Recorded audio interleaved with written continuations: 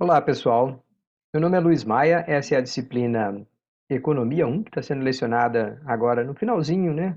Finalzinho da disciplina aqui em outubro de 2022. E esta é uma sessão que eu estou gravando bem rapidinho para comentar a segunda VA, segunda verificação de aprendizagem que os discentes fizeram. E, obviamente, para quem vai se preparar para a terceira VA, pode ser um bom ponto de começo, tá? Muito bem, então vamos lá. Começar com a primeira questão aqui, que está falando assim: qual das afirmativas abaixo, acerca dos efeitos de externalidades, é falsa? Tá? Então nós estamos falando do conceito de externalidades. Aqui está dizendo foco, que a gente está procurando a afirmativa falsa. A primeira fala assim: as externalidades negativas na produção de certo bem, se não internalizadas, levam uma sociedade a produzir em excesso aquele bem, gerando perdas no bem-estar coletivo. Isso é verdadeiro. Então, externalidade negativa é como se você tivesse uma poluição, né? A empresa fabrica lá um determinado produto, mas joga uma poluição no rio ou então no ar, e com isso tem efeitos externos, né? Efeitos prejudiciais a terceiros. Se ninguém fizer nada, essa pessoa, essa empresa vai, né, nem ligar, vai fazer mais e de alguma forma pode gerar perda para todos nós. Então, essa é uma afirmativa verdadeira. Não é a que a gente está procurando. A segunda diz: o teorema de Coase diz que o mercado privado é capaz de equacionar os problemas das externalidades de maneira bastante satisfatória na grande maioria dos casos.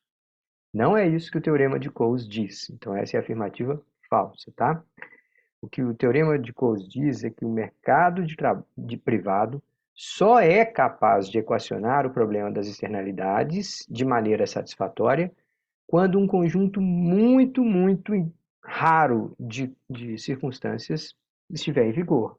Ou seja, quando a relação entre as duas partes não for tão conflituosa, de modo que é possível fechar um acordo, quando os custos de transação, de negociação desse acordo não forem muito técnicos, não envolverem advogados, legislação e tal, e quando, uma vez fechado um acordo, é fácil de monitorar, ninguém vai violar e tal. Então, em condições muito raras é que o mercado privado consegue resolver o problema de externalidades. Na grande maioria das vezes ele não consegue. Ah, quer dizer que o teorema de Coase está errado? Não, ele está certo. O que ele está dizendo é assim: só em condições muito especiais é que o mercado privado daria conta de resolver. Só para completar, vamos ler a letra C. As externalidades positivas associadas a uma determinada produção ou atividade tendem a se tornar escassas caso a sociedade não se organize para remunerá-la ou incentivá-la. Isso é verdade, tá? Então, externalidade positiva é quando alguém, ao fazer uma determinada atividade, gera efeitos positivos para terceiros. Se ninguém valoriza, aquela pessoa vai levar em conta só o que ela faz e que dá resultado para ela. Não vai levar em conta o que está dando resultado para outro. Então, um exemplo disso é a educação. Quando a gente estimula a educação não só tem efeito positivo para quem recebe uma bolsa, para um pesquisador que tem um apoio na compra de um recurso ou de equipamento, mas gera efeito para a sociedade como um todo, porque tem mais gente com conhecimento, melhor nível de educação, menor nível de saúde, mais inovação, melhores empresas e tudo mais. Então, se a gente não estimular uma atividade com efeitos positivos para terceiros, ela acaba que a pessoa não vai levar em conta aquilo na hora de fazer e, portanto, a gente não tem aquele benefício.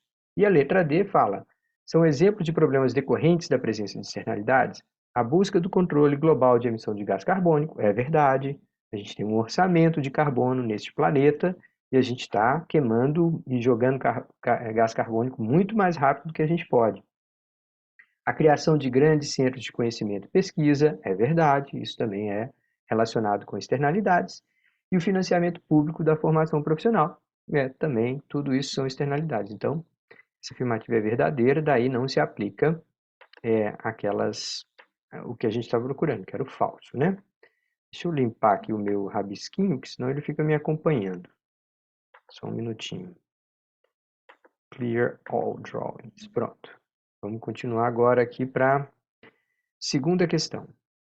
Dentre as afirmativas abaixo, acerca das características e da oferta de bens públicos, qual delas é falsa? Mais uma vez para procurar a falsa, tá? Então, a primeira questão fala assim: os bens públicos são não rivais, ou seja, minha satisfação com o uso do bem não impede as de outros. Isso é verdade.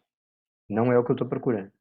A segunda, a existência dos chamados caronas, easy riders ou arregueiros, não impede, embora dificulte, que o Estado produza e ofereça serviços públicos de qualidade. O carona, o easy rider, é alguém que não paga, não contribui. A existência desse cara atrapalha, dificulta, mas ele não impede que o Estado ainda assim ofereça serviço bem. Então, essa é uma afirmativa verdadeira, não é a que a gente tem que marcar. Aí a letra C. Os bens públicos são não excludentes. Tentar impedir que cidadãos que não pagam impostos usufruam do bem ou serviço oferecido pelo governo é inviável ou indesejável. Mais uma definição do que é bens públicos, né? Não excludentes significa isso. Então é verdadeiro. E a última deve ser a falsa. A oferta de um bem público é sempre beneficiada pelo fato de a participação individual do cidadão para seu financiamento ser muito pequena. Ora, aqui, gente, isso é falso. Nem sempre isso ajuda. Às vezes, porque a pessoa acha que a participação dele, né, como pagador de impostos é muito pequena, ela fala assim: ah, então se eu sonegar impostos, não vai ser um final do mundo, não vai ser o fim do mundo, não vai ser tão grave.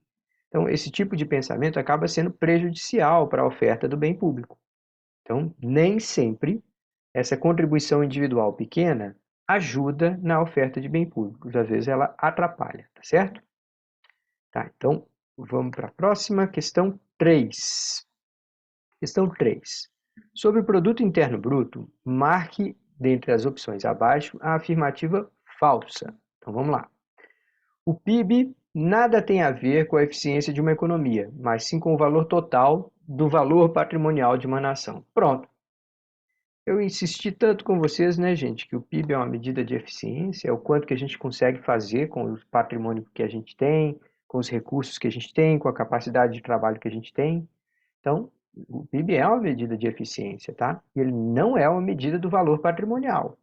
O valor patrimonial a gente ia ter que pôr um número para dizer quanto que vale a Amazônia, quanto que vale o Rio São Francisco, quanto que vale as praias do Nordeste. Ninguém consegue pôr número para isso. Então, não é isso que o PIB mede, tá?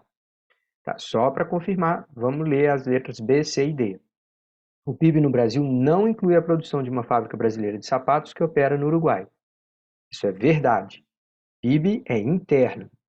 Entram no cálculo do PIB as rendas dos salários pagos aos trabalhadores, dos juros pagos aos donos do capital financeiro, dos lucros pagos aos empresários e seus sócios, e por fim os aluguéis pagos aos proprietários de terras e equipamentos e tal. Exatamente, isso aqui é o PIB calculado pela ótica das rendas. Lembra que a gente pode usar diferentes fontes de informação para apurar a mesma coisa, né? Afinal de contas, toda venda, todo faturamento de uma empresa, né, de bens finais, mais cedo ou mais tarde vai virar salários, lucros, juros ou aluguéis. Vai virar renda de alguém, tá?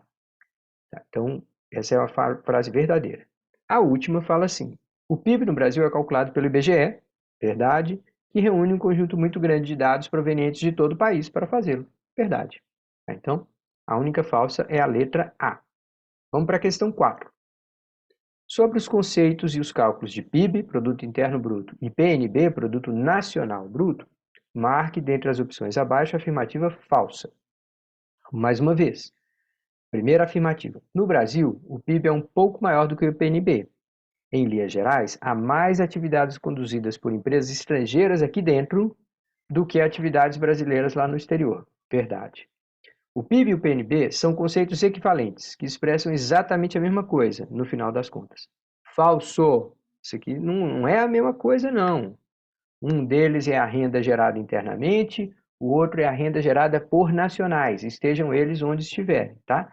Se fosse a mesma coisa, não teria tanta diferença nesse número para o caso do Japão ou para o caso do México, como a gente discutiu em sala, tá certo? Só para confirmar, letra C. O cálculo do PNB se torna ainda mais relevante para países como o Japão e o México, que recebem volumes grandes de rendas enviadas por seus cidadãos e empresas com atividades no exterior. Pois é, tá certo. Então não é o que a gente está procurando. E a última frase fala assim: em ambos casos, PIB e PNB são computados valores. Espera aí que eu tenho que apagar esse negocinho aqui, senão vai parecer que mudou o lugar da resposta. Em ambos os casos, PIB e PNB são computados valores pela ótica da renda, salários, juros, lucros e aluguéis, pela ótica da produção, valor dos bens finais, e por uma terceira estratégia, A soma dos valores adicionados pelas empresas em diferentes etapas de produção.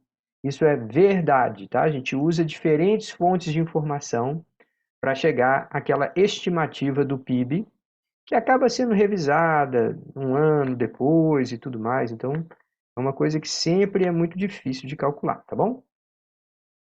Questão 5.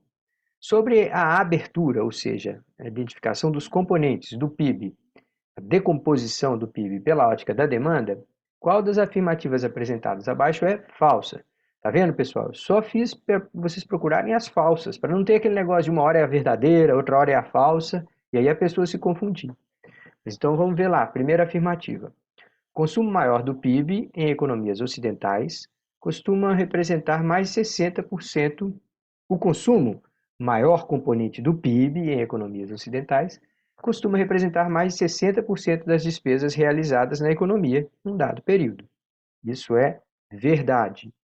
Segundo, entram como despesas de investimento os gastos das empresas na aquisição ou construção de ativos produtivos, como equipamentos e estruturas, mas não entram as despesas com capacitações e treinamentos de pessoal. Verdade, pessoal. No cálculo nacional, a gente, educação, formação, treinamento, tudo isso entra como se fosse consumo. Parece que é uma coisa meio sem sentido, né? Porque você não adquire habilidades, né, de trabalho para lazer. Você faz aquilo para depois ganhar mais dinheiro, ter um melhor salário e tudo mais. Então tem a característica de investimento, mas é assim no mundo inteiro. Os gastos com capacitação, qualificação, educação são classificados como sendo consumo e não como investimento, tá? O que no sentido econômico está errado, mas é assim que se faz no mundo inteiro. Então, aqui é verdadeira afirmativa. A letra C. Um crescimento forte e generalizado das importações de um país tende a afetar positivamente o PIB, ou seja, elevar rapidamente o PIB. Aqui está falso, gente. Quando a gente está comprando de fora, a gente está pegando a nossa renda aqui e mandando lá para fora, gerando emprego e renda lá fora, fazendo ela movimentar a economia lá da China. Então, nesse caso, o PIB do Brasil cairia. Se a gente tiver um aumento muito forte nas importações, o PIB no Brasil cai e não sobe, tá? É verdade que quando a economia está muito acelerada, a gente tende a comprar mais de fora. Mas não é isso que a questão está perguntando. A questão está afirmando assim, ó, se houver um aumento forte das importações, o PIB vai crescer. Não é isso, tá? Então, essa é a afirmativa falsa, era que você deveria marcar a letra C. De todo caso, só para confirmar, vamos ver a letra D. Um crescimento das exportações tende a afetar positivamente o PIB, uma vez que são demandas estrangeiras por produção realizada internamente às fronteiras do país exportador. Aí sim, né? Se a gente exportar mais, é renda vindo lá de fora e gerando emprego e renda e circulação e negócios aqui no Brasil. Aí acelera a economia brasileira, sobe o PIB, tá certo? Beleza, então a única falsa é a letra C. A questão 6. Sobre as condições de legislação do trabalho e do emprego no Brasil, é incorreto afirmar. Então, o que é falso? Mais uma vez. Primeira afirmativa. O seguro-desemprego oferece renda aos recém-empregados em parcelas um pouco abaixo do valor que costumavam receber antes da demissão. Verdade, o seguro-desemprego tira lá a média salarial de um certo período e oferece para a pessoa, por 6 meses, uma parcela de 80% daquilo, mais ou menos, tá? Segundo, a taxa de subutilização da força de trabalho é praticamente a mesma que a taxa de desemprego hoje no Brasil. Não é. Pessoal, subutilização da força de trabalho é quando tem pessoas que trabalham menos horas do que gostariam, né? Então, a pessoa gostaria de ter carteira assinada e trabalhar 5 dias na semana, mas aí ela é contratada como diarista. Sendo assim, ela não está trabalhando o tanto que gostaria, mas ela está empregada. Então, ela não conta lá no cálculo do desemprego. Então, taxa de desemprego é uma coisa, taxa de subutilização da força de trabalho é outra. Elas nunca ficam muito próximas, não, tá? E não estão próximas hoje no Brasil, tá? Então, essa é a afirmativa falsa, a letra B. Só para confirmar, vamos ver a letra C. A subutilização da força de trabalho inclui os desempregados e as pessoas que trabalham em um número menor de horas por semana do que desejariam. Verdade. E a última, em períodos de crise e recessão, tentativas de elevar rapidamente o salário mínimo tendem a agravar o problema do desemprego. Pessoal, subir o salário mínimo não é uma mágica. Se fosse assim, qualquer lugar do mundo passava um decreto, triplicava o salário mínimo e o país ficava próspero. Não é assim, tá? Então você consegue acelerar um pouquinho o aumento do salário mínimo em momentos de prosperidade. Se o país estiver com a economia parada, com a economia fraca, e se não tiver otimismo por parte dos empresários, aumentar o salário mínimo vai ser só mais desemprego. Então, essa é uma afirmativa verdadeira, portanto, não era a que a gente estava procurando, certo? Então, a que a gente estava procurando era a letra B nesse caso. Muito bem, agora vamos às questões abertas. São 3, mas você só precisava responder 2. A primeira fala assim: o que é e como é calculado o PIB real? Por que ele é tão importante? Então, gente, a resposta ideal seria falar assim: primeiro, o PIB real é uma das variantes do cálculo do PIB. O PIB, Produto Interno Bruto, é um valor que mede a soma de todo o valor de mercado dos bens e serviços finais que foram vendidos, negociados num determinado período dentro de um certo território. Então, essa é a definição do PIB. E o PIB real é aquele que é calculado ano após ano com base em preços fixados de um determinado ano. Tanto é que o PIB real também é chamado de PIB a preços constantes. Então, como é que funciona isso? A cada ano, eu vejo as quantidades que foram produzidas de todos os bens e multiplico pelo preço de um ano só. Pego os preços de 2020 e vejo qual que é o valor da produção realizada em 2020, o valor da produção realizada em 2021, o valor da produção realizada em 2022. Porque daí, quando eu comparar e falar assim, o PIB real cresceu 2%, cresceu 3%, quando eu estou fazendo essa comparação, eu sei que nada disso foi variação de preços, que eu fixei os preços de um ano específico, tá? Ele é importante porque ele nos dá a real medida de quanto que a economia está sendo capaz de gerar mais prosperidade, né? A taxa de crescimento real, que não é uma taxa de crescimento ilusória. Por isso que ele é tão importante. A propósito, é dele que se fala quando você abre um jornal, abre a página da internet, está falando, o PIB cresceu 2%, o PIB cresceu 1%. A gente está falando do PIB real ou PIB a preços constantes. A segunda fala assim, a imprensa noticia que a taxa de desemprego no Brasil ainda é muito alta, em torno de 9%. O que isso quer dizer na prática? Descreva e explique cada um dos conceitos envolvidos nesse cálculo. Como essa tal taxa tende a flutuar ao longo dos meses de um ano qualquer. Então, a primeira coisa era falar assim, olha, para calcular a taxa de desemprego, eu preciso entender o que é uma pessoa empregada e o que é uma pessoa desempregada. Uma pessoa empregada é a pessoa que teve qualquer forma de ocupação remunerada nos últimos 30 dias. Só esses que eu vou chamar de empregados, tá? Na verdade, deveria chamar de ocupados, né? Porque a pessoa pode não ter um emprego. O rapaz que lava um carro, uma pessoa que faz uma limpeza num jardim, nem que uma vez por mês, ele é considerado ocupado, tá? Mas esse é o ocupado, ou o empregado. O desempregado é a pessoa que procurou efetivamente algum tipo de ocupação remunerada e não conseguiu. Aí é esse que a gente chama de desempregado. Aquele teu primo que está em casa não faz nada, a mãe dele fica gritando o dia inteiro, pronto, aquele cara não é desempregado. Ele fala que ele é desempregado. Mas para o IBGE, só é desempregado se ele procurar uma atividade remunerada nos últimos 30 dias. Tá? Se ele deixar de procurar, ele não entra na conta. E essa conta é feita assim: desempregados em cima, dividido por empregados mais desempregados. Que essa somazinha a gente chama de força de trabalho, tá? Então, se esse número é de 9%, a gente está dizendo que 9% da força de trabalho no Brasil tentou e não conseguiu emprego nos últimos 30 dias.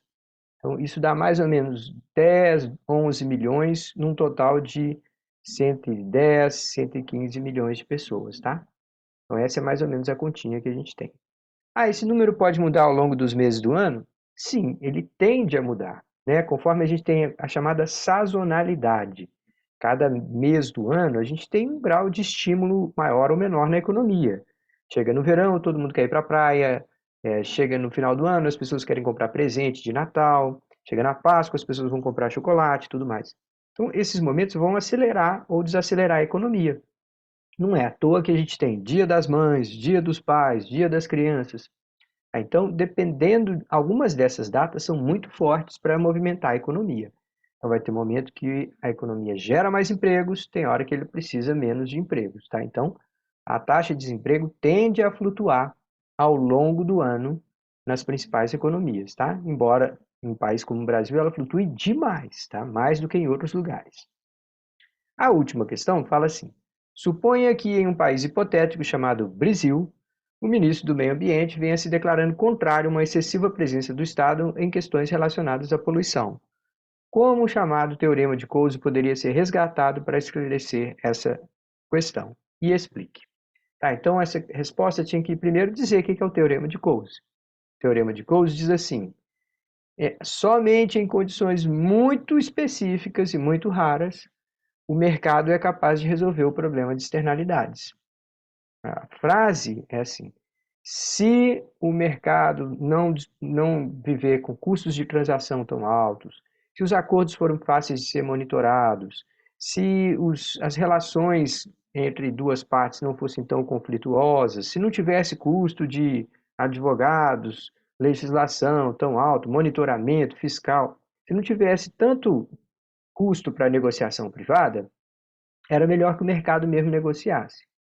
Como não tem tudo isso, a maior parte das vezes é o Estado quem vai ter que afirmar. Então, a frase do Teorema de Coase é assim: somente na presença de condições A, B e C, o mercado é capaz de equacionar o problema de externalidades de forma satisfatória. Tá? E essas condições A, B e C são as que eu descrevi. Tá? Então, o que essa frase diz é que o ministro está errado. Problemas de poluição, problemas de externalidades, o mercado privado não consegue resolver. É preciso que o Estado intervenha de alguma forma, medie aquele conflito, diga quem está com razão, coloca um imposto sobre poluição, cria uma multa para quem poluir acima de um determinado nível, proíbe certas atividades que são muito danosas para as outras pessoas e tudo mais. Tá? Então, é o Estado quem tem que intervir nesse caso, portanto, o ministro está equivocado. Tá certo? É isso, pessoal. Espero ter ajudado.